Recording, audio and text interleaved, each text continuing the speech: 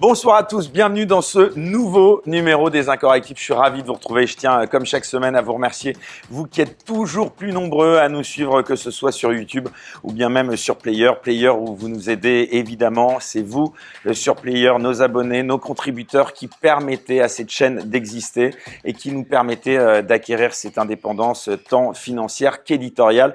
Et c'est bien sûr, je le répète également à chaque émission, surtout cette indépendance éditoriale qui nous est la plus précieuse. Alors notre invité cette semaine, eh bien écoutez bien, ça n'est pas la seconde fois qu'il revient, c'est la troisième fois qu'il revient. C'est exceptionnel.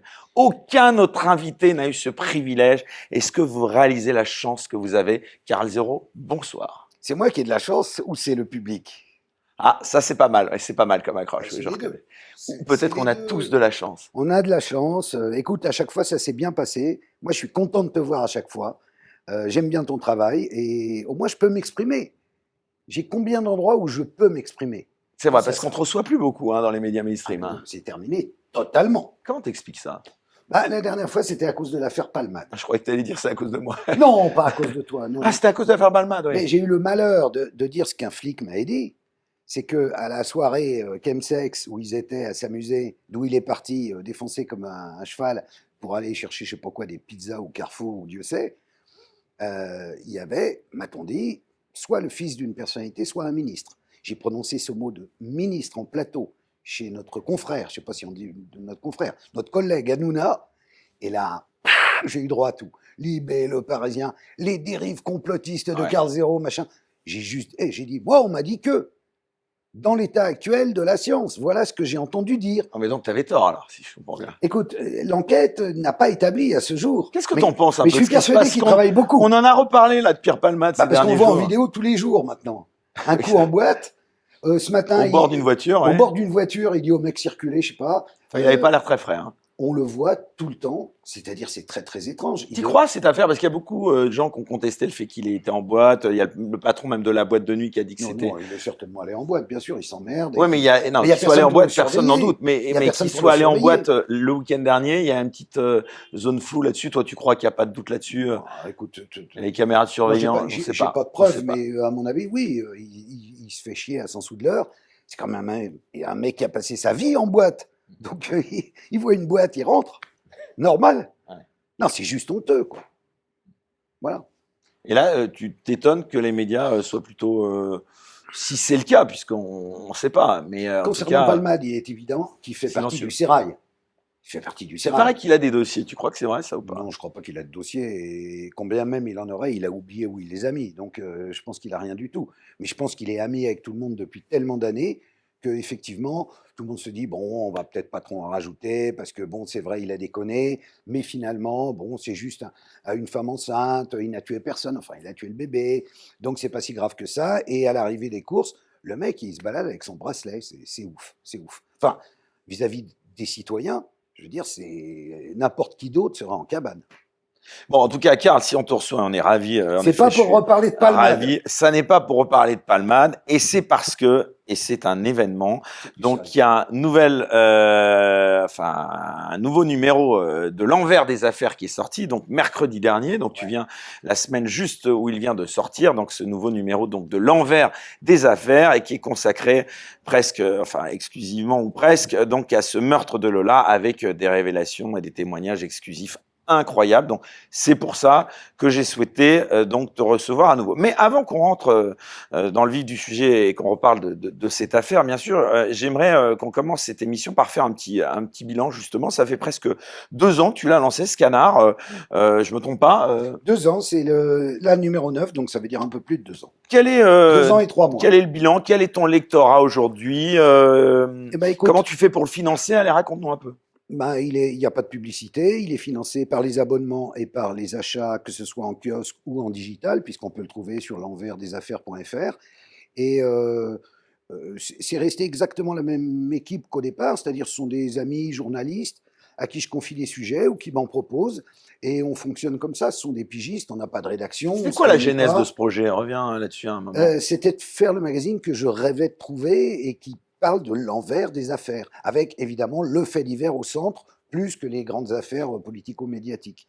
Et On a sorti, chacun s'en souvient, Fourniret, Le Landais, ça a fait beaucoup parler. Bon. Et là, aujourd'hui, on revient avec une histoire donc, qui est celle de la petite Lola. On va y revenir en détail. Alors pas tout de suite. Ouais. Donc, tu voulais un bilan juste du journal lui-même? Oui, enfin voilà, tu écoute, nous racontes non, un petit peu. les ventes se maintiennent. Les abonnés, les abonnés s'abonnent. se maintiennent. On vend pas énormément, mais on est à 40 000, c'est bien. Ah ouais, quand même. C'est pas tout petit, quoi.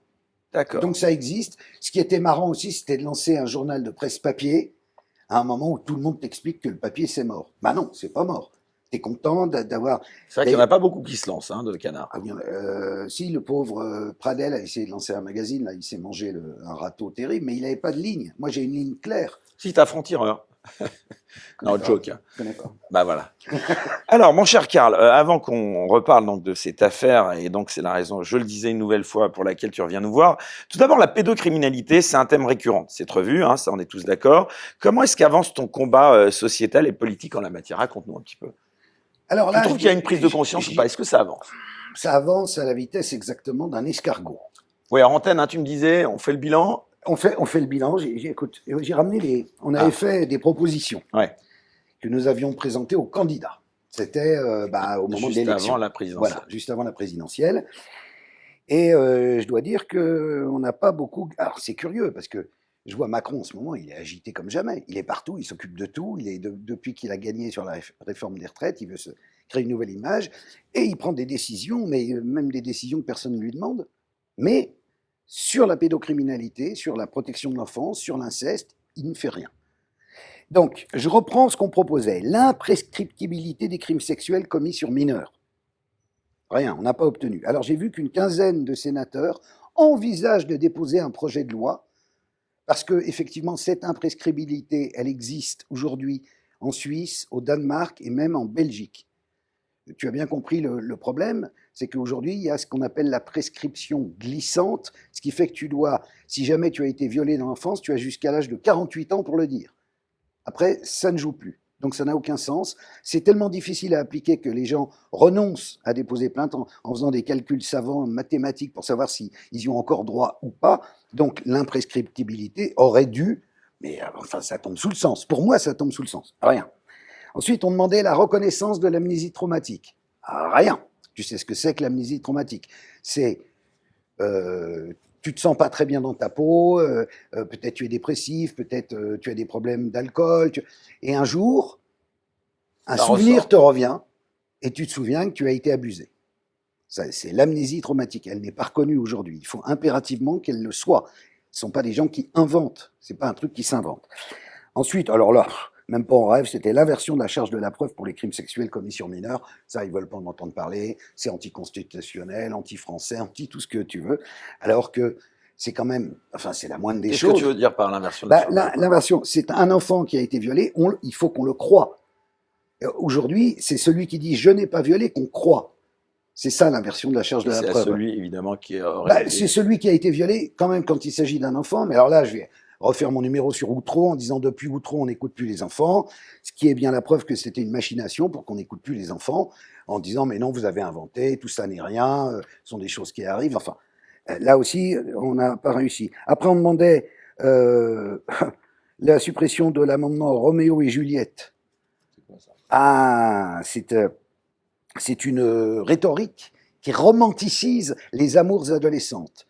C'est-à-dire que si, par exemple, il y a une agression sexuelle entre deux personnes qui ont moins de 5 ans d'écart et qui sont mineures, ou un est majeur mais l'autre est encore mineur, eh ben, c'est pas considéré comme une agression sexuelle.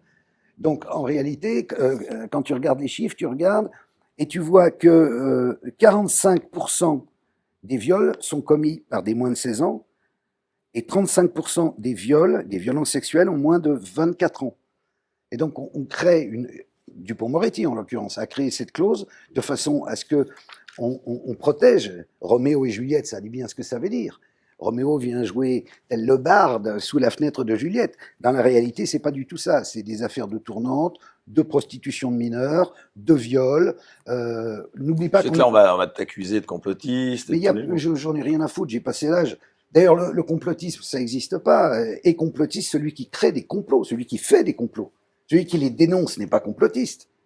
Donc, complotiste, j'ai eu droit Ça me fait rire. Mais j'adore. J'en ai strictement rien à foutre. Je te l'ai déjà dit, j'ai passé l'âge d'avoir peur de ci ou de ça. Ma carrière, elle est derrière moi. Tu vois, j'ai quoi à gagner à défendre les enfants? Surtout que si Rien. les complotistes et dénoncer des complots qui ont réellement existé, je vois pas trop le problème.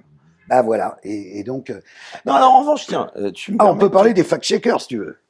tes grands amis, les mes fact-checkers. grands potes, j'ai bien prévu d'en parler. Rassure-toi et rassurez-vous, nos amis les fact-checkers. Non, sans l'affaire Mireille Dumas ou peut-être Henri Chapier, 2 secondes. Il y a une question que je t'ai jamais posée, mon cher Karl. C'est et que j'aimerais te pourquoi poser. tu t'intéresses à ça? Exactement. As-tu été abusé enfant toi-même? Ou es-tu toi-même pédophile? Parce que parfois, il y a des haters Qui te dit ça? qui disent oui, mais peut-être qu'il est pédo ou peut-être qu'il a été abusé. Alors, je rassure tout le monde, je ne suis pas pédo, évidemment. Non, mais pourquoi tu t'intéresses autant à cette cause? En fait, c'est très simple. Quand j'ai été viré, alors ça m'est tombé dessus, d'une certaine façon. Quand j'ai été viré de Canal+, donc c'est vieux, c'était en 2006, j'ai eu la chance de faire l'effet Carl Zero, une émission de faits divers, de reportage. Donc je suis redevenu journaliste, je dirais, de terrain, de faits divers. Donc c'est pas du tout la même vie que quand tu animes une émission avec des politiques, etc. Là, tu vis la vraie vie. Tu vas voir des vrais gens, tu prends des vrais trains, il pleut vraiment, c'est pas le plateau où tu fais le beau. Et là, j'ai rencontré tellement de gens à qui il était arrivé des affaires absolument horribles de viol et de meurtre d'enfants, que j'ai commencé à comprendre qu'il y avait un vrai problème en France et qu'on n'en parlait pas, que les médias n'en parlaient pas et qu'on présentait toujours les choses de la même façon.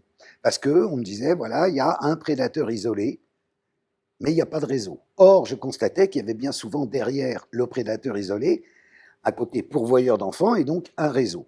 Donc j'ai commencé à m'intéresser de plus en plus à ça. Ça a duré quand même pendant 7 ans, ces documentaires. J'en ai fait, je sais plus, 140 ou 150. Et puis est arrivé, comme cela, ça t'arrivera un jour, l'âge où on fait le bilan. On se dit, qu'est-ce que je vais faire de ma vie? Je vais bientôt prendre ma retraite. Et je me suis dit, là, il y a un combat. C'est là où je me suis rapproché d'Oméra Sellier, Innocence en danger, de Serge Garde, avec qui on avait fait le fichier de Zandvoort pour justement la chaîne 13e rue, puis RMC Découverte. Et tout naturellement, je me suis mis là-dedans. Donc c'est pas parce que j'ai vécu quelque chose petit ou que j'aurais un côté pédocriminel caché, c'est parce que je me suis dit, si tu peux mettre ta notoriété, ta petite notoriété, mais au service d'une grande cause, et celle-là est une grande cause, et elle en vaut la peine, et elle me rend fier. Mais en même temps, elle me décourage aussi, parce que quand je vois... Mais elle t'oblige aussi. Elle m'oblige, bien sûr, mais ça, elle me dérange pas tellement, parce que de toute façon, si tu veux, j'étais pas en boîte avec Palmade tous les soirs, ou j'étais pas dans les soirées chemsex, ou c'est pas mon truc. Donc j'ai un côté... Alors, non, mais elle t'oblige, j'entendais par là, un devoir aussi de rigueur, pardon, mon cher Karl. Bah, de rigueur dans la vie aussi. C'est-à-dire de rigueur dans la vie, bien entendu, mais aussi à étayer tes propos de preuve, parce que il faut pas que tu je me fais l'avocat du diable, il y en a beaucoup qui disent aussi que tu peux peut-être desservir ce combat, le discréditer en balançant des trucs qui sont totalement faux ou qui sont complotistes. C'est le fameux, on va revenir au fact-checker. Non, ça serait me prendre pour un idiot qui réfléchit pas à ce qu'il dit, ni à ce qu'il fait. 2, ça serait parce qu'en effet, après ton passage chez Hanouna, moi je l'ai entendu, on peut plus l'inviter, c'est plus possible. Tu sais bien qu'on a dans le milieu des médias, c'était. Bah oui, mais c'est exactement comme chez Pascal Praud quand j'ai dit que dans l'affaire Allègre, il y avait des francs-maçons qui avaient cherché à détruire au passage. Bah non, mais il est devenu dingue. Et il m'a jamais réinvité. Bah mais si on peut rien dire. Peut-être qu'il est franc-maçon, on sait pas. Praud. Je sais pas. Bah écoute, j'ai vu une fois un extrait de son émission où il est avec différents, c'est rubricards, et il y en a un qui dit subitement, mais j'ignorais le sens de cette phrase, qui disait « Il faut laisser circuler l'air entre les colonnes ». Et j'ignorais. C'est maçonnique. Eh ben, c'est une phrase maçonnique, on dit ça dans leur cérémonie. Il faut que l'air circule entre les colonnes. Donc peut-être un message subliminal. Non, mais c'était pas le jour où j'y étais. Moi, j'ai eu le malheur de dire que Dominique Baudis était tombé dans un show-strap de ses amis francs-maçons. Et là, il a levé les yeux au ciel, terminé, plus invité. Mais si à mon âge, on ne peut pas dire ce qu'on pense, alors on ne sert à rien. Puis surtout moi, je sais faire que ça. Je n'ai fait que ça toute ma vie, de dire ce que je pensais. Enfin, tant qu'il y avait à la tête de Canal+, des gens dignes de ce nom, comme Alain de Greff, etc. Après, c'était un peu plus compliqué. Donc, je commençais à faire un peu des ersatz. T'as vu qu'il y a Antoine Decaune qui revient, là. C'est peut-être il revient où? À Canal. Quelle bonne idée. Qu'est-ce qu'il va faire? Oh, ça, je sais pas trop, mais je crois qu'il va revenir une fois par semaine. Toi, si on te proposait de revenir à Canal, tu reviendrais ou pas? Je crois qu'on n'en prend pas le chemin. Ouais. Pourtant, Bolloré, bon, on pourrait se dire, non, ça, c'est pas ta came? Moi, je suis ni pour ni contre. Je veux dire, mais je crois que ma place n'est plus à la télévision simplement. C'est pas, Elle est là, dans ces elle médias est alternatifs. chacun à notre niveau. On a créé des structures, des médias alternatifs, mais qui ne racontent pas d'histoire. Les autres, malheureusement, racontent beaucoup d'histoires. Et j'ai plus envie de faire ça. Est-ce que tu trouves qu'il y a une prise de conscience depuis quand même que tu commences à dénoncer tous ces abus, Oui, enfin toutes oui, ces oui. affaires Même, surtout? je l'ai constaté récemment, justement, un de tes amis fact-checkers. Allez, on va y euh, venir, on va en parler quand même. non, non, mais Non, mais j'y tiens. il fait un sujet sur moi, justement, à propos de. Alors là, c'était dans le film 1 sur 5, le film contre la pédocriminalité. Je disais qu'il y avait que la religion catholique avait fait un effort pour lutter contre la pédocriminalité en son sein, mais que certaines autres obédiences feraient bien d'en faire de même. Et c'était illustré par la photo d'un temple maçonnique. Et là, Julien Pain, alors genre 2 ans après, il se Ah, le réveille, champion, lui. il fait un truc, une espèce de petit truc pour France Info, pour je sais pas quoi, je sais pas où il bosse.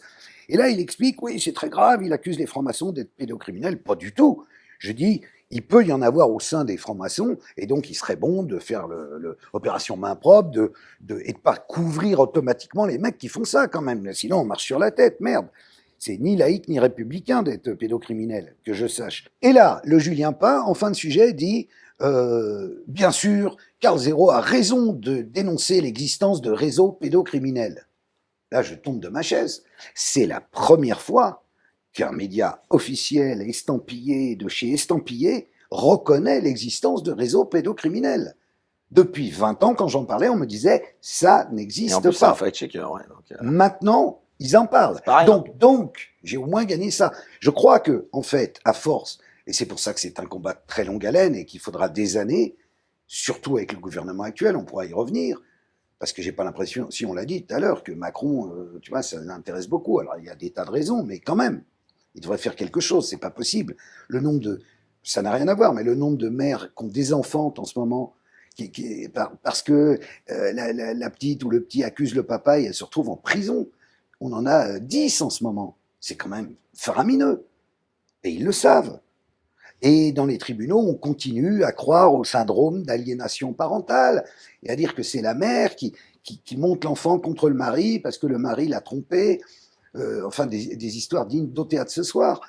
Quand un enfant ne ment pas sur ce genre de truc, quand un gosse dit papa m'a mis son zizi dans les fesses, il n'invente pas. Comment t'expliques cette réticence des politiques à s'emparer de ce sujet? Parce que c'est ce que tu laissais planer tout à l'heure. Finalement, après les avoir apostrophés, il n'y a pas eu grand-chose. D'abord, est-ce que tu les vois toujours, ces politiques, pour les sensibiliser? Ou est-ce que c'était... ils t'ont vu juste avant la présidentielle parce que ça faisait bien et puis... Non, c'était pas le but, c'était de voir ce que chaque candidat avait à dire sur cette problématique-là et sur les différents points qu'il faut changer d'urgence. Bon, ensuite, je ne vis pas avec les politiques, je n'ai pas d'émission type vrai journal pour recevoir des politiques. Donc, si vraiment mon sang surchauffe, je décroche mon téléphone et j'appelle le politique en question en disant vas-y, bouge-toi, essaye de faire quelque chose à l'Assemblée, de trucs, de machin. Alors, pourquoi les politiques globalement sont très frileux? D'abord, il est clair que dans ce domaine-là, il y a la force de ce qu'on appelle le patriarcat. Ça a toujours existé depuis la nuit des temps. Ça a toujours été couvert par l'omerta, notamment dans les familles, parce qu'il faut bien rappeler que l'inceste, c'est le principal des problèmes qu'on a. C'est plus de 80%, c'est des cas d'inceste au sein de la famille. Et ça, évidemment, ça fait pas bien d'en parler vis-à-vis du reste de la famille qui est pas au courant, des voisins, de trucs. Bon, alors c'est couvert, c'est couvert. Dans les tribunaux, ils aiment pas ça parce que souvent les mamans plaignantes sont et on les comprend très remontées et très vindicatives et surtout maintenant qu'il y a les réseaux sociaux, elles en profitent pour monter elles-mêmes des chaînes Telegram, et elles ont bien raison pour que les gens comprennent et en parlent. Après, il y a, au-delà de ça, il y a le fait, je crois, que les politiques vivent en petits cercles fermés et ont l'habitude de se couvrir entre eux, c'est-à-dire pour toutes sortes de choses, y compris malheureusement celle-là. En fait, c'est la même chose que quand je parlais des francs-maçons. Il faudrait qu'il y ait une limite, c'est-à-dire qu'on se couvre pour de tristes histoires d'escroquerie au tribunal de commerce ou de machin ou de passe-droit. Bon, à la limite, admettons, tant que le monde sera monde, on peut dire que c'est dans la nature humaine et qu'on ne pourra rien faire. En revanche, lorsqu'il s'agit de toucher un enfant, il faudrait que ça soit l'évidence. Et mon souhait pour la génération future, c'est que ce soit une évidence absolue qu'on ne touche pas aux enfants, d'aucune façon que ce soit. Et ce qui a été réussi largement par le phénomène MeToo devrait l'être pour les enfants. Il devrait y avoir un MeToo enfant. Sauf que les enfants, c'est pas eux qui parlent. Donc c'est aux vieux comme moi de venir en parler pour eux. Alors, Karl, on va évidemment entrer dans le vif du sujet, je le disais, mais avant de parler de l'affaire Lola et donc de toutes ces révélations exclusives de ce dernier numéro de l'Envers des Affaires, dans ton édito de début d'édition, donc au début du magazine, tu t'interroges, donc nos amis fact-checkers, coucou, nous voilà, tu t'interroges donc sur ce statut de la vérité, et c'est une question qui nous intéresse énormément ici dans Les Incorrectibles, tu le sais, et tu parles dans cet édito, évidemment, notamment de ce qu'on appelle donc les fact-checkers. Quel rôle tu leur attribues, plutôt quel regard tu portes sur leur rôle, quoi? Écoute, suite à l'affaire du fonds Marianne, où il a été démontré qu'ils avaient quand même, pour ceux qui nous intéressent. Il y en a un qui nous aime bien, c'est Conspiracy Watch, qui parle souvent de toi. Oui, si c'était le hit parade, je serais milliardaire, j'aurais vendu un nombre d'albums. Heureusement que tu existes, parce que sinon... Ils ont du grain à moudre. Non, mais là, on fait l'émission, ils vont en parler directement. Écoute... Rudy Rajstad, donc, qui nous a donc appris lors de cette audition, donc on le rappelle, hein, pour ceux qui n'auraient pas vu les émissions précédentes ou d'autres émissions sur d'autres chaînes, qui nous a au moins avoué qu'il touchait de l'argent public. Hein. Donc ça, c'est déjà y a même une bonne nouvelle. Elle est pas loin de 50%. En plus, une jeune fille qui a fait une enquête et il apparaît qu'ils ont quand même piqué 254 000 euros. Tu parles de qui là? Rudy, Mendes France et... Ah oui, en groupé. En groupé parce que... Tu fais un prix de gros, quoi. L'un fait travailler l'autre, qui fait travailler l'un, qui fait travailler le troisième renvoie l'ascenseur. Tout ça est un petit système bien rodé.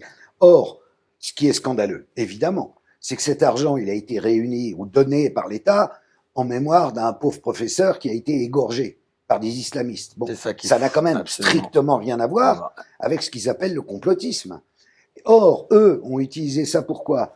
Alors, pour dire du mal, si j'ai bien compris, d'autres candidats qu'Emmanuel Macron, à droite à gauche, et puis pour nous casser du petit bois, comme si on était des monstres et qu'à cause de nous... C'est le danger de la République, parce qu'il a fait quand même un post aussi sur Rudy Rajstad qui était exceptionnel. C'est ça, nous sommes des hooligans malveillants, des terroristes, des starbés, C'est à cause de gens comme toi, sans doute, qu'il est obligé de faire ce dur travail. Oui, il y a de sa part une abnégation extraordinaire. C'est formidable. C'est une vocation. Il lutte pour la vérité. Mais c'est normal d'ailleurs en démocratie que des gens s'approprient d'ailleurs le contrôle de l'information comme ça. C'est pire, c'est le contrôle de la vérité. Or, en quoi commissaire de la pensée, ces mecs-là détiennent la vérité? Ils ont une énorme clé dans le dos. Et les vérités qui débitent sont les vérités. Tu parlais de Julien Pain tout à l'heure qui s'est planté.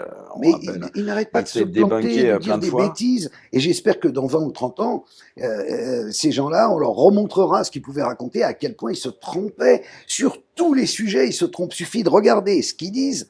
D'ailleurs, ce qu'ils disent, c'est pas compliqué. C'est ce que tous les médias disent. Ils disent d'ailleurs que quand en général, je me souviens de une petite vidéo qu'on peut retrouver d'ailleurs sur YouTube où tu as Julien Pain à côté de la Tronchambier, tu sais, ce mec qui porte bien son nom d'ailleurs, et qui nous disent que si on veut savoir si une info est vraie, il faut voir si on en parle ou pas dans les médias. Et si on n'en parle pas dans les médias, c'est qu'il y a de bonnes chances qu'elle soit fausse. C'est exactement le contraire. La définition de la vérité, c'est qu'on n'en parle pas dans les médias.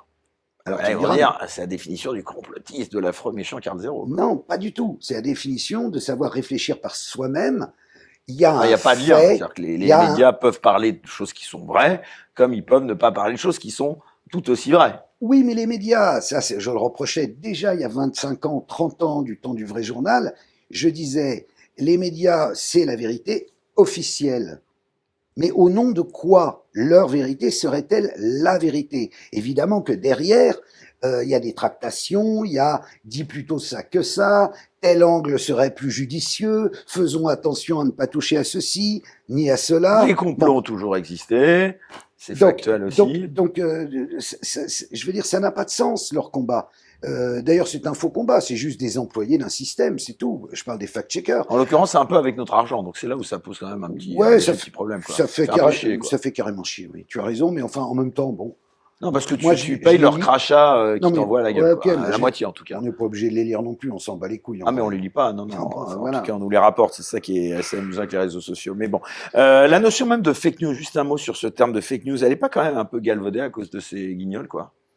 Bien sûr, elle est galvaudée parce que c'est devenu Parce que cette activité de fact-checking, excuse-moi de t'interrompre et de parler un peu longtemps sur ce sujet qui te tient à cœur. Qui me tient à cœur, exactement. Dis-le avec tes mots de jeune. Voilà, comment tu expliques qu'il soit quand même tant développé ce sujet, cette activité de fact-checking, comme on dit? Parce que la fonction crée l'organe et que comme il y avait du pognon, eh ben ils se sont dit tiens, un truc qui est pas chiant à faire, tu surveilles vaguement un peu ce qui se dit sur Internet et tu mets des mauvais points et voilà, terminé. On entre dans une ère très orwellienne, quoi. Ah ben carrément, oui. Si c'était que là-dessus, c'est surtout en réalité. Pour toi, 1984, on y est, quoi. Mais on y est total, sauf là où il faudrait qu'on soit. Exemple. Je vais te donner deux exemples. La prévention routière. À un moment, vers 72-73, on se rend compte que, quand même, il y a trop de morts sur les routes. Donc on dit, on va faire quelque chose. Et on fait quelque chose. On s'agite. On met la ceinture, on réduit la vitesse, on met des gendarmes partout, après des radars, machin. Deuxième exemple, le tabac. Moi qui adore fumer. Loi E20, tu sors du restaurant, tu sors même de la terrasse, tu vas te faire foutre, même la petite vapoteuse, t'y as plus droit, t'as droit à rien. Ils font quelque chose. La pédocriminalité, la pédophilie, l'inceste, ils font rien. Je viens de te citer deux grandes causes nationales où il y a eu une prise de conscience. On a mis des moyens, on s'est excité et on a vaincu. Il y a eu moins de morts sur les routes et sans doute moins de morts du tabac, de cancer. Ok ? Et sur les enfants, que dalle. Est-ce que ça te paraît normal ? Moi, non. Pour revenir encore une fois à mon petit sujet des fact-checkers, est-ce que tu ne penses pas qu'on peut parler aussi d'une forme de terrorisme intellectuel ? Bien sûr, bien sûr. Ils détiendraient la vérité ultime, c'est totalement stalinien. Ça veut dire, et nous, on est bon pour le goulag. C'est tout. S'ils avaient, et si l'État se raidit et devient plus autoritaire, parce qu'on parle aussi de dérive autoritaire de temps en temps, et c'est vrai qu'on en voit certains signes. Quand on parle par exemple du troisième mandat avec changement de la Constitution, tu commences à te poser des questions. Et on voit bien que, enfin, tout va vers ce côté orwellien. Donc si ces gens-là se retrouvent à des postes officiels, non plus juste de fact-checker, mais de commissaire politique officiel, mais tu seras en prison et moi aussi, bien entendu. Mais c'est pour ça quand même que, bon, tu dis que t'en as rien à foutre, mais quand même le fait qu'on, l'étiquette de complotiste, ça veut plus rien dire, c'est comme extrême droite. Mais bon, t'as quand même une étiquette, tu le sais, de personnage un petit peu sulfureux, voilà, pour reprendre un synonyme. Vraiment, t'en as vraiment rien à foutre, comme tu dis, ou est-ce que tu réagis quand même un peu... Je suis sulfureux. Ça, au contraire, ça te donne peut-être je suis sulfureux parce que je suis pas benet. J'avale pas, si tu veux, je rentre pas chez moi, je mets la télé, puis j'avale tout en disant ah bon, ah oui, ah c'est dingue. Alors là, il faut s'énerver là-dessus, alors je m'énerve. Là, il faut être en colère, alors je suis en colère. Là, il faut dire bravo, alors je dis bravo. Non, je réfléchis par moi-même et je crois que la plupart des gens sont comme moi et comme toi, je pense. Ils se rendent compte qu'on nous raconte des fadaises, ils veulent être informés autrement, ils veulent comprendre ce qu'il y a derrière, d'où le titre l'envers des affaires. Qu'est-ce qui se passe derrière ? Et c'est vrai que là où c'est intéressant, c'est que bon, moi j'ai pas pris le chemin que tu as pris, puis j'ai pas eu surtout la carrière que tu as eue, mais c'est vrai que en choisissant de m'exprimer beaucoup plus librement comme je le fais, ou en tout cas en donnant la parole à des gens comme toi, moi j'ai choisi, un de mes amis me disait un billet aller, non-retour dans les médias mainstream. Mais ce qu'ils n'ont pas compris en plus, c'est que les médias d'aujourd'hui, c'est nous. Les médias mainstream, les médias de demain, ce seront ces médias-là. Mais c'est même pas les médias de demain. Plus personne ne regarde. C'est les médias de maintenant. C'est-à-dire que ce qu'on fait là, voilà, jour après jour, il faut le dire, c'est quand même difficile ce qu'on fait, parce que on ne sait pas de quoi demain sera fait à chaque fois. On n'est pas, quand tu es employé d'une chaîne, c'est fastoche. Tu arrives avec ta brouette, on te met les lingots, tu rentres chez toi. On est au début de la bande FM, quoi. On a l'impression d'être... Et là, bon, on se bat vraiment, et on résiste en réalité. Nous sommes exactement des résistants face à un système... T'es pas beaucoup attaqué pour des procès en diffamation, par exemple? Non. T'as des bons avocats peut-être, non? J'ai aussi des bons avocats, mais je suis pas attaqué. Pas tant que ça finalement, parce que c'est Écoute, ça. regarde l'envers des affaires, numéro 9, toujours pas de procès. Hein. Pourtant, on a balancé. Mais bon, la question, Karl, au-delà de tout ça, c'est comment est-ce qu'on fait pour combattre ces gens qui s'auto-proclament, tu l'as dit, détenteurs de la vérité? Parce que le constat, on l'a fait, ça c'est clair. On fait exactement comme les dissidents du temps de l'URSS, on fait des samizdates, sauf qu'aujourd'hui, c'était des petites feuilles renéotypées ou polycopiées qu'on se passait sous le manteau pour dire du mal à l'époque de Andropov ou de Brejnev, et puis si tu te faisais choper, goulag, machin. On fait la même chose, sauf que, miracle de la technologie, on a à notre service des outils qui n'existaient pas. Même quand je faisais le vrai journal, si vous voulez, le vrai journal, c'était Internet avant Internet. C'était un autre ton sur le média officiel, mais différent du ton officiel. Avec des frottements, des difficultés, parce que de temps en temps, malgré tout, les chefs disaient oh, « tu vas trop loin, Karl, arrête tes conneries, tu vas être viré, etc. » ou mis encrypté, bon, il y a mis l'histoire. Aujourd'hui, on a quand même les réseaux sociaux, on a Internet, et on peut s'exprimer directement. Et donc le côté très très formaté d'autrefois de la télé linéaire où tu te mets à heure fixe pour aller écouter la grand-messe ou alors tu mets France Info ou je sais pas quoi ou BFM et puis tu réécoutes la même chose toutes les 10 minutes, c'est terminé en réalité. Les gens veulent savoir. Alors, qu'est-ce qu'ils veulent savoir? Ils veulent en fait que nous soyons réellement journalistes, c'est-à-dire que nous soyons réellement curieux. Parce que bien souvent, aujourd'hui, les journalistes d'investigation, certains grattent, hein, je ne dis pas qu'ils sont tous nuls, il y en a des super forts, mais il y en a aussi ceux qui sont, par exemple Mediapart, globalement, c'est très bien, je suis désolé, ils sortent des trucs. Tu as d'autres titres où tu sens qu'ils ont de très très bons rapports avec la police, les magistrats, ils ont les dossiers tout ficelés, après il suffit de recopier, et là tu fais le scoop. Pour moi, c'est pas le journalisme. Pour moi, le journalisme, c'est d'aller voir réellement, d'aller à la source. D'aller à la source. Bon, mais quand même, là, c'est intéressant ce que tu viens de dire, parce que tu parlais de Mediapart. Bon, moi, je revenais encore, j'étais dans mon sillage des fact-checkers. On peut quand même dire. Mais remets-toi avec les fact-checkers. Qui sont quand même, pour beaucoup, même pour pas dire quasiment tous, très souvent positionnés à gauche. Alors, tu as un peu de mal là-dessus. J'aimerais qu'il n'y ait pas de langue de bois. Tu le constates, ça aussi, quand même, car même si tu veux pas te positionner, je sais, sur le plan politique, ils sont tous quand même globalement positionnés à gauche, ces fact-checkers. Tu reconnais ça? Ouais, bien sûr, mais je crois que ça c'est culturel. C'est parce qu'ils viennent de soit leurs parents étaient déjà investis dans le mouvement. Ça dit pas quelque chose, ça. Oui, d'une certaine façon, oui. Ça dit que ces gens-là ne réfléchissent pas beaucoup par eux-mêmes, et comme ils évoluent je les imagine bien, moi, vivre, tu vois, dans des beaux quartiers, mais un peu woke, le 11e, le 18, enfin pas tout le 18, mais une partie, faire du vélo, avoir aller voir manger bio, tel type, bien sûr, manger bio, avoir tel type. C'est une façon de penser. Ils sont dans un carcan. Et ils sont très très coupés de la réalité, non seulement du monde, mais simplement de la France. Et des Français. Ils voient pas ce que c'est la France. Ils voient pas, ils font pas leurs courses chez Leclerc en province, quoi. Ils voient pas la réalité. Ils parlent pas avec les gens. Donc évidemment, ils vivent dans un univers déconnecté. Et comme ils sont appointés pour ça, grassement on l'a dit, ben ça continue. Et voilà. Et ce sont des petits gardiens, des petits halbardiers, des gardes suisses du temple. Et donc, mais ce sont des clampins, arrêtons d'en parler, quoi. Ils n'existent pas. Je crois que les gens à qui on s'adresse, ils regardent ce que disent ces mecs. Jamais. Qui peut dire le vrai et le faux en démocratie au-delà de ça, si on prend un peu de hauteur? Alors là, parce que les politiques, ils ont complètement abandonné le terrain, ça on le sait. En fait, quiconque a une vérité à dire peut la dire. C'est la liberté d'expression, même si cette vérité n'est pas vraie pour quelqu'un d'autre. Après, dans certains cas, je crois que ce qui est important, c'est d'arriver en fait, comment on pourrait dire, l'image, c'est t'as une machette et t'avances dans la jungle. Et petit à petit, tu tailles la route jusqu'à ce que tu arrives à amener, on va dire, à la ville, ta vérité. Est-ce que finalement, c'est pas surtout un prétexte, justement, tous ces nouveaux métiers dont on parle, là, de fact-checker à la con, un prétexte pour restreindre finalement la liberté d'expression? Si, bien sûr, parce que je crois qu'ils ne s'attendaient pas à ce que les réseaux sociaux, Internet, YouTube, enfin, si on n'est pas censuré sur YouTube, ce qui arrive malheureusement. Tiens, je te raconterai une anecdote là-dessus. J'ai reçu mon premier Strike. avertissement. Ah. Ouais. Oh là, ça commence. Et je te raconterai. Donc, je crois que effectivement, ils sont là pour être les gardiens de la pensée officielle et unique, qui est celle, en gros, du pouvoir. Mais beaucoup de gens raisonnent comme ça. Ils veulent pas d'emmerdement. Donc, si l'ambiance générale est de dire que tel truc est tel truc, eh ben, je dis tel truc, parce que je veux pas d'emmerde. Aller aux emmerdes, c'est jamais un choix facile. Quand j'épouse ce combat contre la pédocriminalité, je sais que je vais aux emmerdes.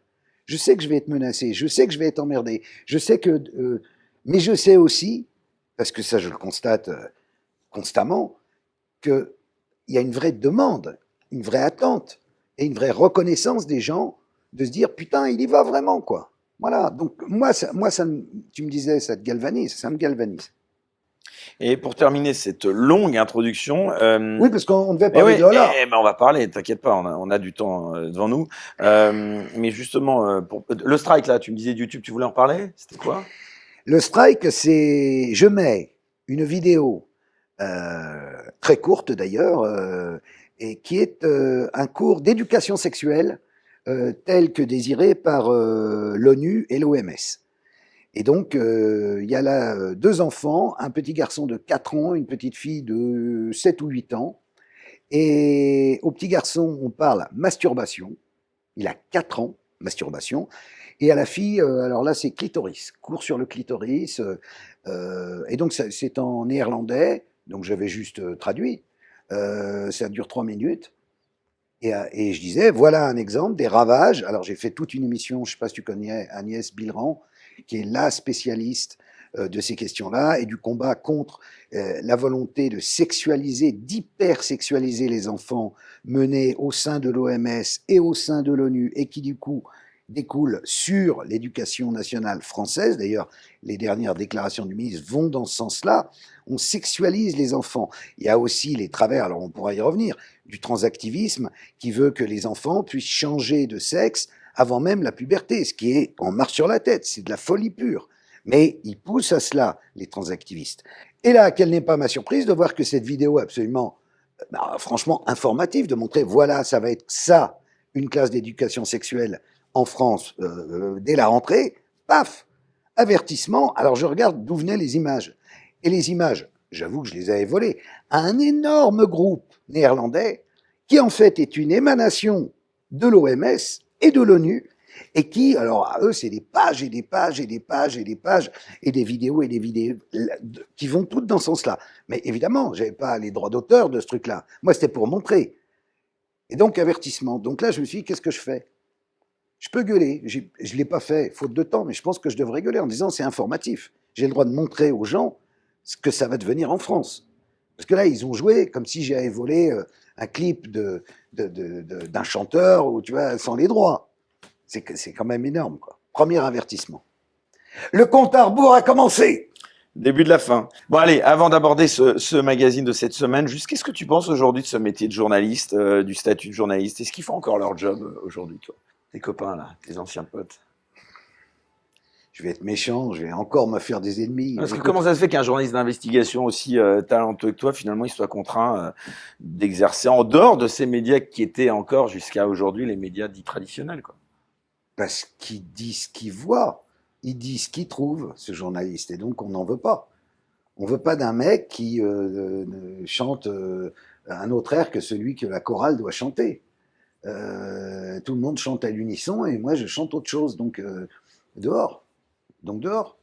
Parce que dehors il fait froid. Mais en même temps t'es plus fort. Alors, mon cher Karl, on y vient à ce numéro. Voilà, c'était la très longue introduction donc de l'émission de Une Karl. des plus longues de tous les temps. La plus longue de tout. Il fallait ça pour la 3e. Donc, on y vient à ce numéro donc qui est sorti cette semaine, donc qui était la raison pour laquelle, puisque j'ai hésité à te recevoir. Puis j'avoue quand j'ai lu ce numéro-là, je me suis dit, c'est quand même incroyable ce que tu révèles. Alors, on va pas tout spoiler, mais quand même, en parlant de pédocriminalité, l'un des principaux articles de ce dernier numéro, donc de l'envers des affaires, il porte sur l'affaire Lola, qu'on a excuse-moi de le dire, ou en tout cas je pense que tu vas partager mon point de vue, enfin, j'avais l'impression qu'on l'avait un peu oublié cette affaire, du moins j'en avais l'impression. Est-ce que tu peux d'abord nous rappeler, s'il te plaît, Karl, les faits de cette affaire qui était horrible et qui s'est déroulée il y a un peu plus d'une dizaine de mois maintenant? Oui, donc ça se déroule le 16 octobre 2022, donc c'est pas vieux. Une petite fille prénommée Lola va être, semble-t-il, puisqu'il y a toujours la présomption d'innocence, même si elle l'a reconnu depuis, être violée, torturée, semble-t-il, et assassinée par Dabia B, une Algérienne sans papier, résidant par à-coup chez sa sœur, au 119 de la rue Manin, dans le 19e. Tout cela entre 15h et 17h. Et c'est en réapparaissant quelques heures plus tard à ce même domicile, avec 2 valises et une malle contenant le cadavre de la petite Lola, que Dabia B sera finalement interpellé. Et c'est vrai que ça a suscité en France, et on le comprend, une émotion énorme. Et chez moi, ça a suscité une interrogation énorme.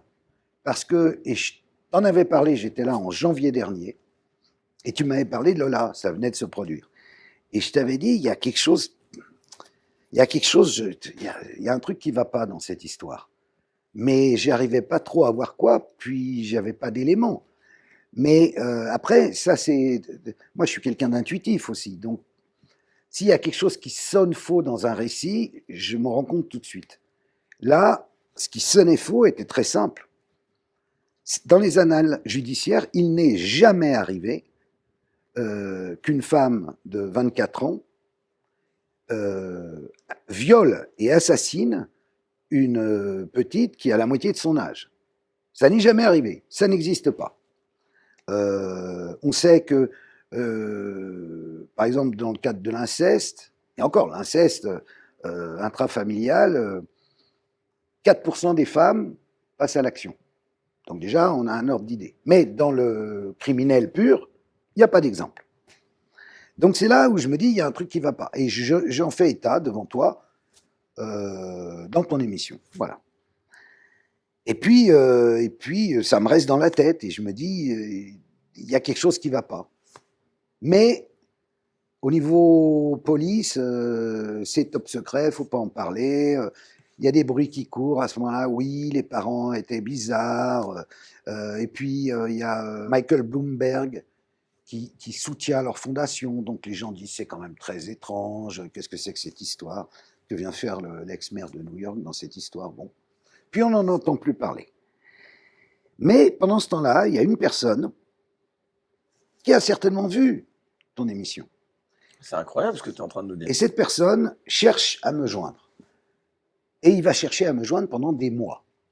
Et il va même se déplacer à l'adresse de ma société, mais entre-temps, j'ai changé d'adresse. Je vis en province, mais il ne le sait pas. Il vient apporter un truc, et le truc ne m'arrive jamais. Et il m'envoie des mails, des messages absolument partout, et je ne les vois jamais. Il ne m'arrive jamais. Mais il ne lâche pas l'affaire. Et finalement, il trouve mon mail perso. Je ne sais pas comment il fait. Et il m'envoie un mail, je lis le mail, et l'ayant lu, je me dis,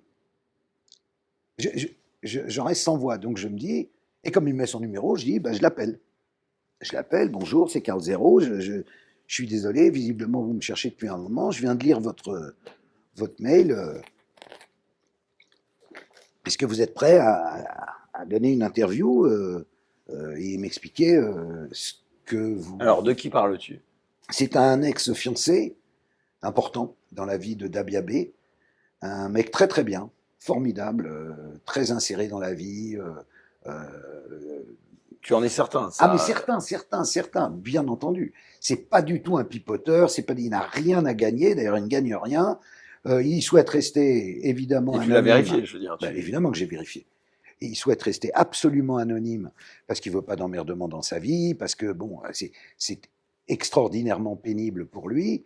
C'est pas du tout quelqu'un qui cherche à innocenter, donc en aucune façon Dabia B. Il le dit d'ailleurs, il la reverra jamais, et pour elle, elle est morte. Pour lui, elle est morte. Mais il veut juste qu'on aille au bout de l'histoire et qu'on comprenne. Et ça m'intéresse beaucoup, parce que c'est la question que je me pose depuis le départ. Bah, ça t'interpelle, évidemment. Ben, si tu veux, ce que je ressens au travers de ce qu'il m'a écrit, c'est qu'il en connaît énormément sur Dabia. Il la connaît depuis son arrivée en France, puisqu'elle arrive, elle a à peine 17 ans. Il va être son premier petit copain. Ils vont rester fort longtemps ensemble. Ça va aller jusqu'à une promesse de mariage. Et tout ça dans les règles de l'islam, c'est-à-dire qu'ils n'ont pas de relation. Il demande à sa maman sa main, et il me décrit une fille timide, naïve, gentille, pas du tout la personne qui va commettre ce qu'on suppose, je suis obligé de le dire, mais c'est un peu ridicule, mais qu'elle a commis. Et là, donc on décide de faire une interview, on se rencontre, et il me raconte en long, en large et en travers ce qu'on pourrait appeler le parcours psychologique de Dabia B. Dabia B, d'ailleurs, la justice, l'expertise psychiatrique a déterminé qu'elle n'était pas folle, que donc elle pourrait évidemment être jugée, qu'il y aura un procès d'assises contre elle. Lui, il me décrit une personne tout à fait normale, c'est-à-dire qui à aucun moment n'a de signe qui s'intéresse à tout ce qui peut intéresser les jeunes filles de banlieue, de cet âge-là, le maquillage, telle chanson, tel truc, tel rappeur. Bon, vraiment, il n'y a rien du tout qui sort de l'ordinaire. Après, ils vont se séparer, elle va avoir des aventures avec des garçons, ils vont se voir souvent, ils vont rester très très liés, et à un moment, changement radical chez Dabia B. Elle commence à raconter des rencontres qu'elle a fait, des rituels, dans des endroits avec des bougies obscures. Elle parle d'un temple évangélique, elle parle d'un cimetière, elle parle de rituels où elle a dû boire du sang mélangé à de l'urine. Bref, son ami, ses amis, parce que c'est toute une bande d'amis dans leur ville, commencent à s'inquiéter un peu en disant elle file un mauvais coton.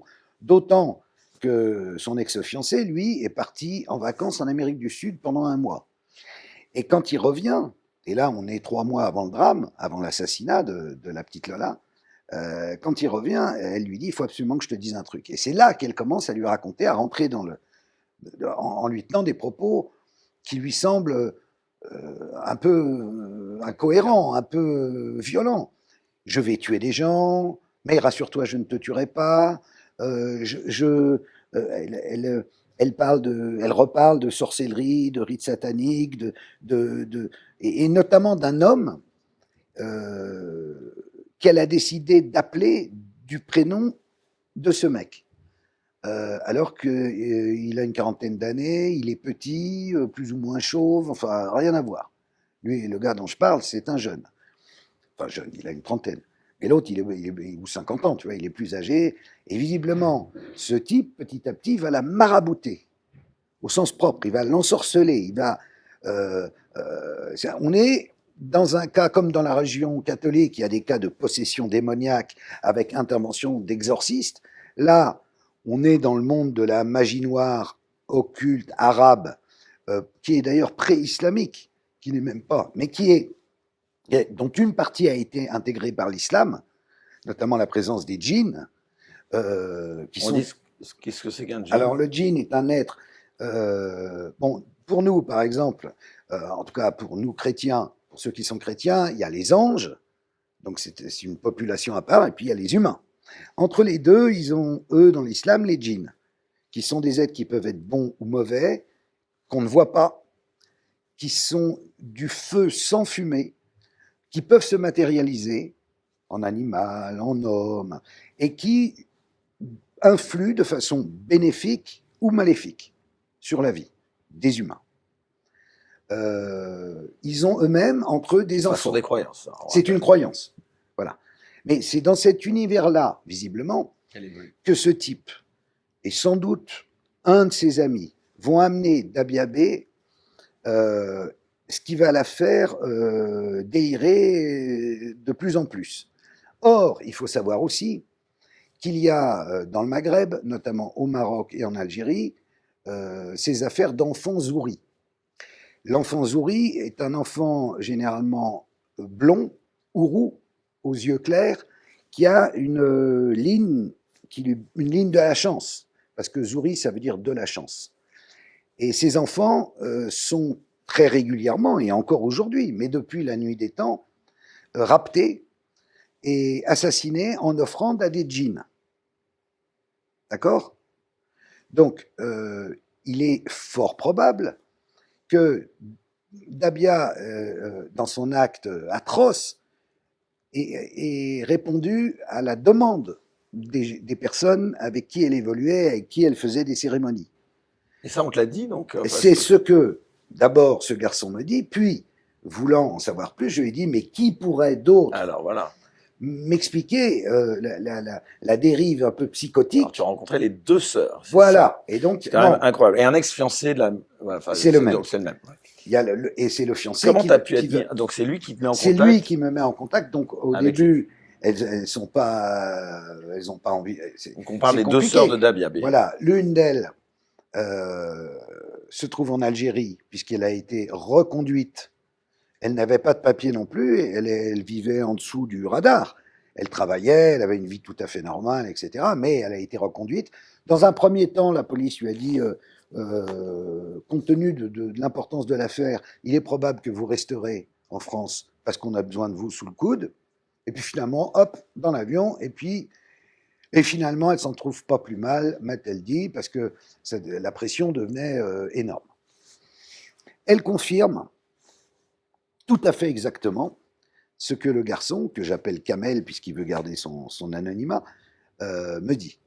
Alors elle, il y a d'autres détails, puisqu'elle a vécu, c'est dans son appartement qu'a eu lieu le crime, et il y a d'autres détails où sa sœur, quelques jours avant, dit que se réveille au milieu de la nuit et dit ils vont nous tuer, mais qui?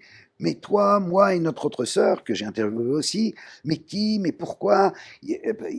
Il faut impérativement que je tue avant le 16, parce que sinon ils vont nous tuer le 17. Et puis, un quart d'heure après, l'autre n'arrive plus à dormir. Mais pourquoi tu m'as dit ça? Ah, mais non, c'est pas grave, laisse tomber. Allez, on se rendort. Et donc, elle la voit vriller au sens propre, toujours sous cette influence diabolique. Il faut appeler les choses sataniques, appelons les choses par leur nom. On est dans le cadre vraiment exactement comme une possession démoniaque.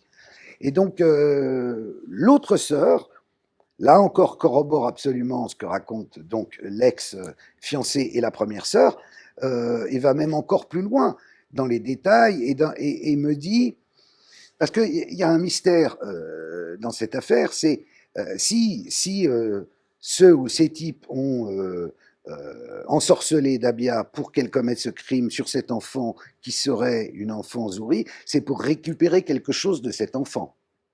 En général, c'est du sang. Ils veulent récupérer du sang. Donc, est-ce que ce type a eu, de la part de Dabia, quelque chose qui s'apparenterait à une bouteille de sang Alors, l'autre sœur dit qu'à son avis, elle n'a pas de preuve, il y a dans l'emploi du temps de Dabia, une fois que la petite est morte et qu'elle l'emmène de chez sa sœur dans une grosse malle, elle est censée s'être rendue chez un type.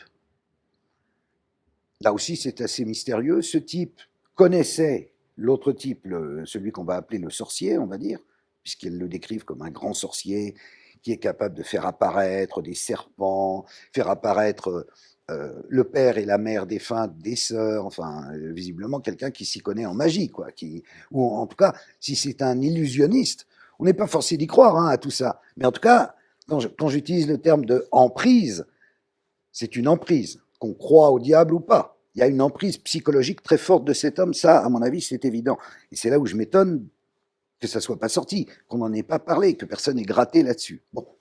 Donc ce monsieur la reçoit.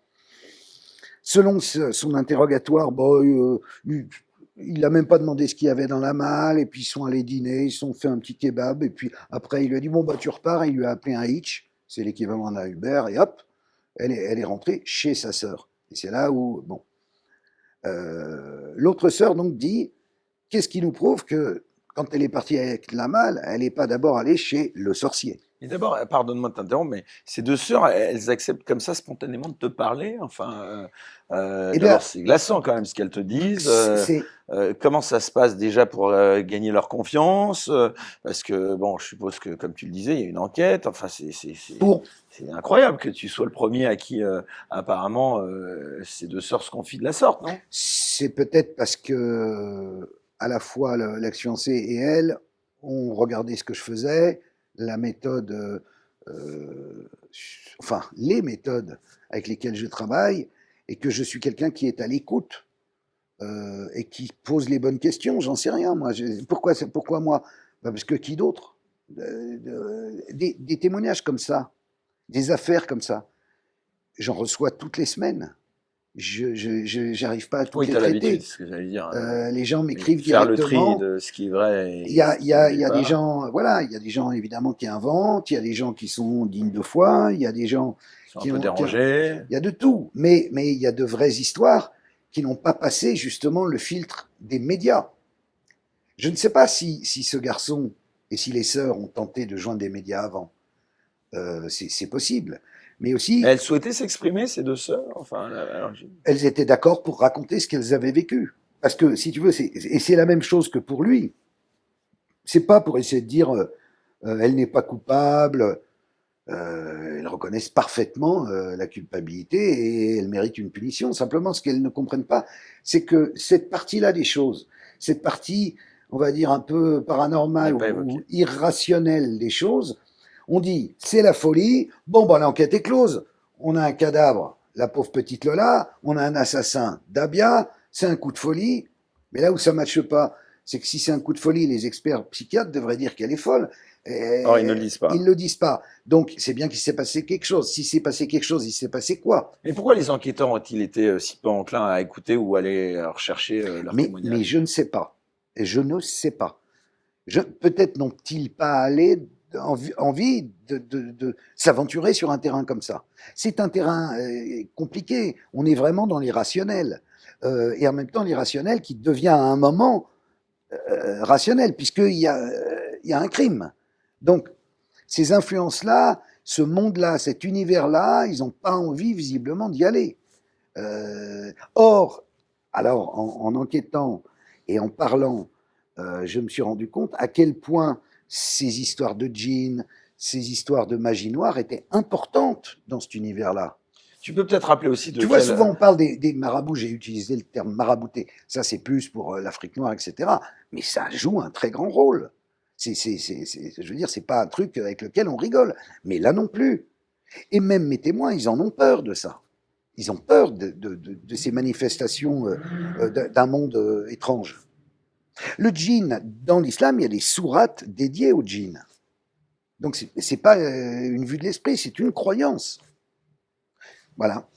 Peut-être un mot aussi sur l'origine sociale. On comprend en lisant les pages d'entretien que Dabia vient quand même d'un milieu social très défavorisé, voire de la misère.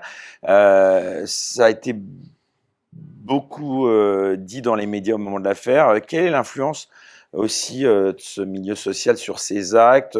Bon, ça excuse évidemment pas tout, la misère sociale, mais bon, quand même, est-ce que c'est pas à prendre en compte? Ce qui me décrivent, c'est une fille qui, contrairement à ses sœurs, ne veut pas travailler. Donc, quand tu n'as pas de papier, que tu ne cherches pas à en avoir, en ayant un travail, il faut en fait lui faire la morale tout le temps. Et c'est ce qu'ils font. Ils s'emploient à lui expliquer, tu vois, tu es en France. En France, ça rigole pas. On se lève le matin, on travaille, on paye ses impôts, et ainsi de suite. Elle prend la vie un peu comme un jeu. Puis il y a la drogue, il y a le shit, justement. Il y a C'est ça ça, il aussi. y a Alors, ça. À partir du moment où ils se séparent, peut-être un peu un facteur explicatif de ce type de dérive, ça, non? Tu crois pas? ça aide, bien sûr, ça aide. J'ai même reçu d'autres témoignages, mais là, c'est très récent depuis que c'est sorti, me disant oui, mais elle prenait du crack et tout ça. Il me l'aurait dit, je pense.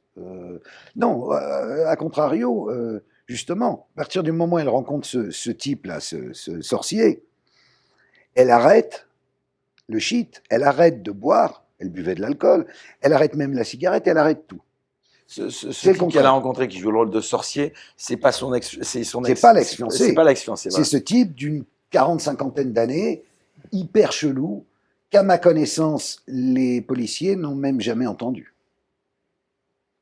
Et le fait, là, cette fois, pour reparler de l'ex-fiancé qui a te lire, enfin, à lire les articles de ce numéro, joue un peu le rôle de père, quand même, non?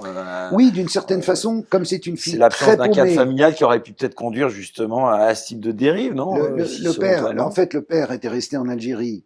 Il est mort en Algérie. La mère était en France, s'occupait des filles. Elle travaillait dans une boulangerie et puis elle a eu un cancer. Elle est décédée et les filles se sont retrouvées livrées elles-mêmes. Deux d'entre elles ont choisi, je dirais, la bonne route, c'est-à-dire d'essayer de s'en sortir. Pour l'une d'elles, elle a épousé un Français. Elle a donc réglé son problème de papier. Et pour l'autre, non, mais elle est rentrée dans le rang tout de suite. Elle, non. Dabia, non. Dabia était un peu l'élément, mais pas l'élément mauvais de la famille. L'élément un peu prime sautier, qui ne s'intéressait pas à ça, qui voulait se marrer. C'est plus ça qui revient. Comment, d'après toi, elle a pu tomber aussi sous l'emprise de ce personnage que tu décris? Enfin, là, je parle de Ouais. l'autre personne. Faiblesse psychologique, évidente. Une fille un peu en perdition, une fille qui visiblement a beaucoup d'amants, une fille qui, on le disait, fume du shit, boit, ne pense qu'à s'amuser. Et subitement, elle va tomber sur quelqu'un qui, je On sais comprend pas, qu'il l'aurait drogué, voire piqué. il peut l'avoir drogué, il peut l'avoir hypnotisé, il peut avoir eu Est-ce qu'elle a recours. témoigné en ce sens au cours de l'enquête? Est-ce que tu as des infos là-dessus? Ah, elle n'a jamais rien voulu dire. Tu as eu accès au dossier? Enfin, est-ce que précis. on t'a rapporté Oui, j'ai vu les différents interrogatoires. Elle, le premier interrogatoire, elle dit un truc, le deuxième un deuxième, le troisième un troisième. Elle change de version. Maintenant, elle dit au téléphone depuis sa prison à ses sœurs, je regrette, mais c'était pas moi. J'étais comme animé par une autre personne. Et elle cite ce mec. Voilà. Tu penses pas qu'elle aurait pu exagérer aussi dans le cadre de ses récits? On voit pas l'intérêt, en réalité, parce que, à la limite, si c'est le contraire. Si elle se fait passer pour folle, elle ira à l'asile, elle en sortira à la faveur d'un, tu vois. Alors que là, avec une telle histoire, je veux dire, ça donne à l'affaire un mobile. Enfin, un mobile, tu me diras, un peu bizarre, mais un mobile réel. Et donc, au contraire, là, c'est les assises, et c'est bien compliqué à plaider. Donc, son intérêt serait plutôt d'être folle. Mais pourquoi est-ce que cette piste tu viens d'en parler, de la magie noire, du satanisme, elle n'a pas été accréditée ni par la police, ni par les médias? C'est quand même sidérant parce que... Parce qu'ils n'ont pas gratté, ils n'ont pas cherché, ils n'ont pas parlé avec les gens. Et si quelqu'un l'a évoqué... Il y a eu des précédents dans ce cas-là ou pas? Non, je vais mieux répondre encore que ça. Je vais te dire que le garçon Kamel en question, il l'a dit aux policiers tout ça. Ils n'ont pas écouté. Ils n'en ont pas tenu compte. En même temps, je me mets un petit peu à la place des policiers quand tu reçois un témoignage oui, mais quand de ce type de sujet, oui, c'est quand mais même... oui, mais on est quand chez tu les vois fous. on Je n'est crois pas. Oui, certes, on est chez les fous, mais enfin, vu le crime qui a été commis, on est chez les fous. Donc, si la réponse ça consiste juste à se dire, c'était une folle. Non, c'est un peu court. C'est un peu court. Et pourquoi Il y a peut-être autre chose. Alors, pourquoi est-ce qu'on voudrait cacher cela Je dis pas qu'ils veulent le cacher. Là, c'est ça qui serait complotiste, de dire, il y a un complot, ils veulent le cacher, parce que... Non, je dis juste, ils n'ont pas allé... Toi, tu dis c'est de l'incompétence, quoi. Ils n'ont pas voulu aller sur ce terrain-là. Ils se sont dit, oh là là, c'est où on met les pieds, on n'y connaît rien. C'est culturel aussi. Donc, c'est deux mondes différents. Donc, tu vois, après, il faut qu'ils aillent prendre conseil auprès de spécialistes. Ils n'avaient peut-être pas l'envie, ils n'avaient peut-être pas le temps. Et puis surtout, ils tenaient une coupable. Coupable qu'il est, en plus, enfin, malgré la présomption d'innocence. Dans quel état elle se trouve, Dabia, aujourd'hui, Dabia B? Il y a des... Est-ce qu'elle a pris conscience de son crime? Totalement, c'est ce que je te disais. Elle dit, j'ai fait ça malgré moi. Je n'étais plus moi-même. Et sinon, en prison, je crois que ça se passe assez mal. Elle se fait injurier, lancer des bouteilles quand elle va dans la cour. Ils m'ont dit que récemment, elle s'était rasé la tête.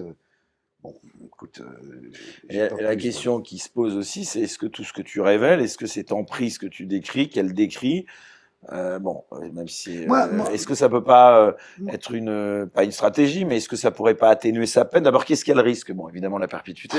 Le risque, bien sûr. Non, ça n'atténue pas la peine. Ça explique, à mon sens, ça explique. Quels enseignements, voilà, faut-il tirer comme enseignement de ces interviews et peut-être plus largement de l'affaire? C'est ce que je voudrais, suite à la publication de ces entretiens et de ces révélations, c'est que l'enquête reprenne sur ce terrain-là. C'est-à-dire que ces personnes dont on parle, c'est pas bien compliqué. Tu veux que les enquêteurs, ces éléments soient repris par les enquêteurs? Bah oui. C'est-à-dire, il faut réentendre les témoins, il faut entendre les témoins qu'on n'a pas entendus, ou les acteurs qu'on n'a pas entendus de cette histoire-là. Il y a eu toute l'affaire aussi, QTF et tout, qui justement a fait qu'il fallait évacuer le problème. Je pense que personne n'avait envie, en tout cas en haut lieu, d'aller plus loin, de mieux comprendre, d'essayer de faire toute la lumière et de comprendre les tenants et les aboutissants de cette histoire qui était impossible en réalité. Donc je pense qu'il y a eu un peu, on s'est dit, bon, on arrête là. Sauf que ça change tout. Ça change tout. Donc c'est très intéressant, je trouve. Et aussi, si tu veux, dans un monde qui est quand même extraordinairement rationnel, rationaliste, c'est bien qu'il y ait aussi cette part-là de supranaturel qui existe et qu'on enquête aussi dessus. Parce que des dérives sectaires, des dérives dans des religions, ça arrive. Et si on se coupe de ce monde-là en disant oh non mais c'est des conneries, ça c'est pour les zinzins et tout, non, elle n'était pas du tout folle. Elle a été rendue folle un temps par quelque chose. Pour voir la suite de l'émission sans aucune censure, merci de vous abonner à la chaîne Les Incorrectibles Plus sur Player depuis le lien en description sous cette vidéo.